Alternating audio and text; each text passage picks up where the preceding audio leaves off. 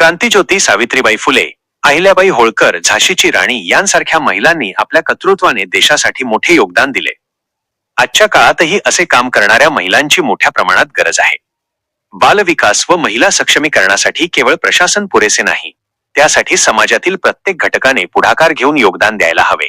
प्रत्येकाने आपापल्या क्षमतेनुसार महिला, लहान मुले, पर्यावरण, सामाजिक क्षेत्रात काही ना काही चांगले काम करायला हवे, असे प्रतिपादन दिव्यज फाउंडेशनच्या संस्थापिका अमृता देवेंद्र फडणवीस यांनी केले.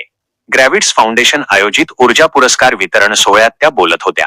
सेनापती बापट रस्त्यावरील हॉटेल JW मॅरियट येथे आयोजित कार्यक्रमावेळी ग्रॅव्हिट्स फाउंडेशनच्या संस्थापिका उषा काकडे, डॉक्टर शा.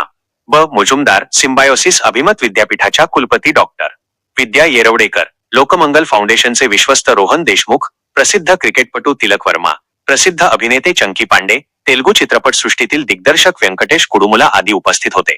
शिक्षण क्षेत्रातील भरीव योगदानाबद्दल ज्येष्ठ शिक्षणतज्ज्ञ व सिम्बायोसिस आंतरराष्ट्रीय विद्यापीठाचे संस्थापक पद्मभूषण डॉक्टर शा.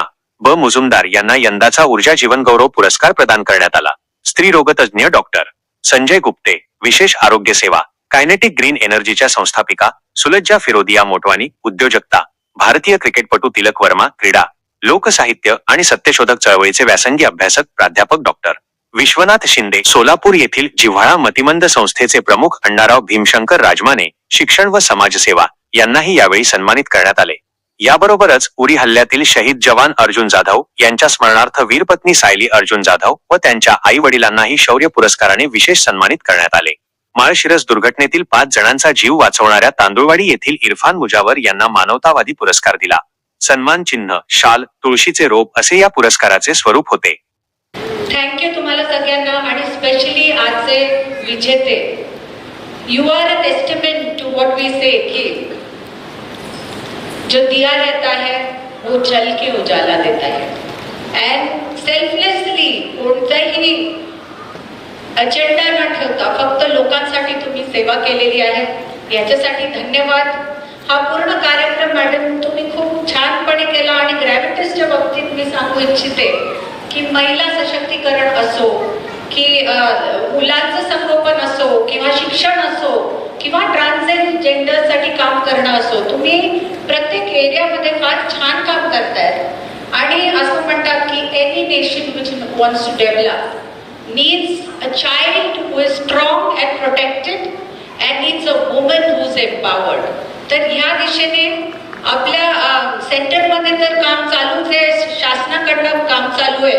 पण जर आपल्याला आपल्या देशात अहिल्याताई होळकर त्यांच्यासारखं प्रशासन पाहिजे किंवा सावित्रीबाई फुले ज्या प्रकारे एज्युकेशन शिक्षणाच्या मागे त्या होत्या त्या प्रकारच्या स्त्रिया पाहिजे किंवा झाशीच्या राणी सारखे काही असे लोक पाहिजे जे शौर्य दाखवतील रणांगणावर सुद्धा.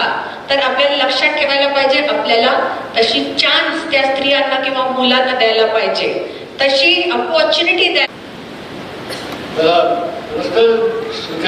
विनंती करण्याकरता सुरुवात मला पुरस्कार नको असं सांगितलं. पण त्यांचं एकंदर बोलणं, त्यांचं सुंदर हसणं आणि त्यांचा आग्रह आणि हात इतका होता की तो पुरस्कार स्वीकारण्याशिवाय मला गत्यंतर नव्हतं.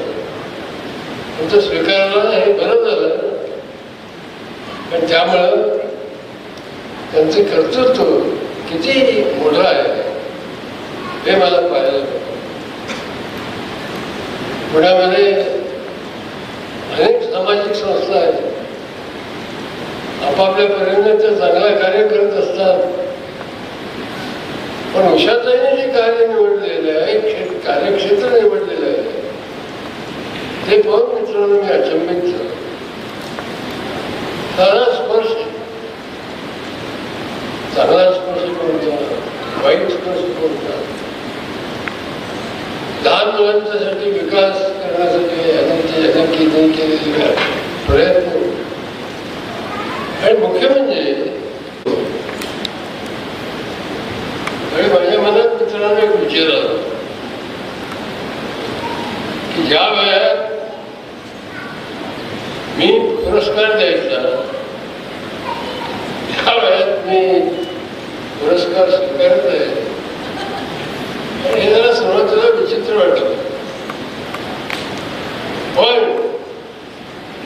असं म्हणतात की राजहट ते